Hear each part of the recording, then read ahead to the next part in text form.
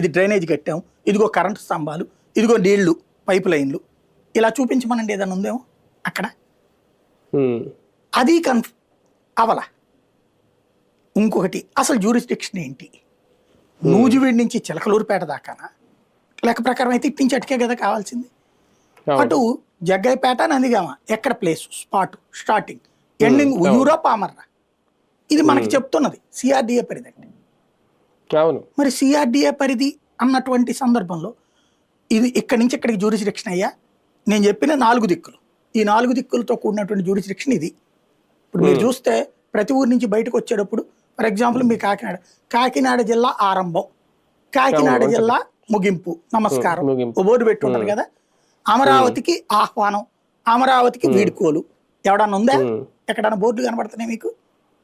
ఇంకా పెట్టలేదు, పెడతారేమో భవిష్యత్తు. అసలు ఏది ఇక్కడ ఉంది? మీరు అమరావతికి వస్తే ఈ జిల్లా సరిహద్దులు ఉంటాయి. కృష్ణా జిల్లా, అమరావతికి వస్తే అమరావతి గుడి ఉన్న ఊరు అక్కడ ఉంటది. మిగతాది విజయవాడకి స్వాగతం, విజయవాడ నుంచి ముగింపు ఉంటది, గుంటూరుకు ఉంటది, తెనాలకు ఉంటది, మంగళగిరికి ఉంటది. అమరావతికి ఏది? ఆ అమరావతికి అది ఎక్కడ పెట్టారు?